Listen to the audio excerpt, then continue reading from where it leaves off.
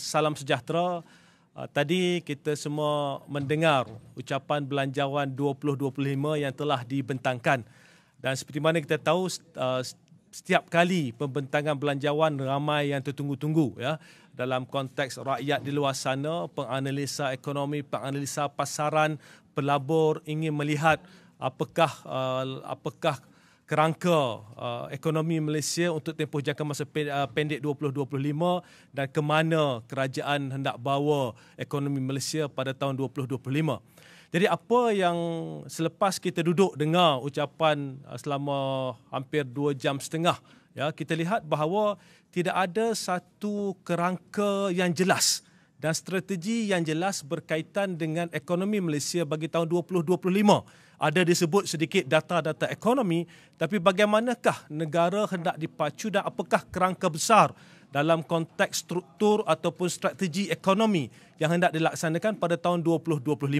Apa yang lebih menyukarkan bagi pelbagai pihak di luar sana, khususnya pelabur dan juga penganalisa pasaran adalah perincian tentang beberapa perkara penting yang disebut di dalam belanjawan tadi yang tidak ada maklumat lanjut mengenainya. Saya bagi contoh, SST.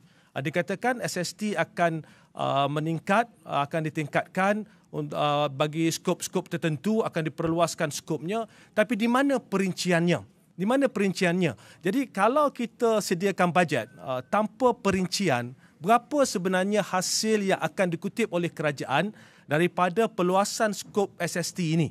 Berapa persen yang akan dinaikkan SST? Bidang mana yang akan dikenakan SST? Jadi perincian ini tidak ada. Jadi sektor di luar sana akan tertanya-tanya ke mana sebenarnya kerajaan hendak bawa ekonomi Malaysia ini dalam konteks percukaian khususnya SST. Perkara ini berlaku dalam bajet 2024 yang lalu. Kami telah bangkitkan berkaitan ralat dalam buku bajet, ya, khususnya berkaitan dengan hasil kerajaan daripada SST ini. Jadi sebab itu di luar sana mereka memerlukan kepastian. Kita tidak boleh letakkan pemain pasaran dan pelabur ini dalam keadaan tidak tentu. Mereka perlu menyediakan belanjawan mereka juga untuk tahun 2025. Banyak mana naik SST. Kita tidak mahu seperti mana tahun 2024 ini apabila SST untuk sektor logistik sebagai contoh daripada kosong diperluaskan pada sektor logistik naik hingga 6%, maka kesan bertingkat dalam sektor logistik ini cukup besar dan kesannya masih ada sehingga ke hari ini. Jadi sebab itu adalah amat penting kerajaan perlu beri perincian, jelaskan apakah sebenarnya kenaikan SST ini dan skop peluasannya ke mana. Jadi sekurang-kurangnya di luar sana bukan saja rakyat umum tetapi mereka yang terlibat dalam bidang industri mengetahuinya dengan lebih lanjut. Yang kedua, sebagai contoh kedua, saya bagi contoh adalah berkaitan dengan subsidi bersasar bagi petrol. Disebut bahawa akan dilaksanakan subsidi bersasar bagi petrol tapi tidak dinyatakan apa sebenarnya nak dilaksanakan. Jadi kalau dalam konteks ini, tadi hasil ya, SST hasil ini tak jelas. Berapa persen skopnya, berapa persen kadarnya, skopnya diperluaskan ke bidang mana, sektor mana dan berapa sebenarnya hasil pada kerajaan. Perkara ini sepatutnya dah dimasukkan dalam belanjawan kerana itulah kiraan hasil kerajaan.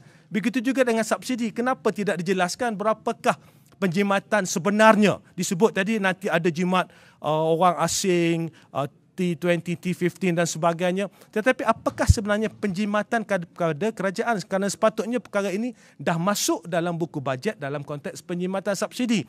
Jadi kerajaan tak boleh sebut secara umum begitu sahaja. Ini merupakan belanjawan. Ramai yang menunggu-nunggu kerajaan memberi satu belanjawan yang jelas dalam kerangka yang dapat difahami dan dapat dianalisa oleh semua pihak dengan lebih mendalam. Itu sebahagian saja ya. Jadi saya tak nak komen lanjut berkaitan dengan perkara-perkara yang lebih mendalam kerana saya perlu masa untuk memperincikan perkara-perkara dalam buku bajet ini. Namun dari sudut umumnya tadi, ramai yang tertunggu-tunggu apakah kerangka jelas ataupun strategi ekonomi yang jelas untuk tahun 2025 itu tidak jelas. Apakah perincian kenaikan cukai yang hendak dikenakan sebagai contoh SST itu tidak jelas. Apakah perincian tentang pengurangan subsidi untuk petrol RON 95 itu pun tidak jelas. Jadi banyak perkara-perkara tadi yang disebut secara umum sekali lalu tanpa penjelasan lanjut. Jadi ini yang saya rasa kerajaan perlu beri perhatian khusus pada perkara ini kerana bajet ini menjadi tumpuan semua pihak. Terima kasih.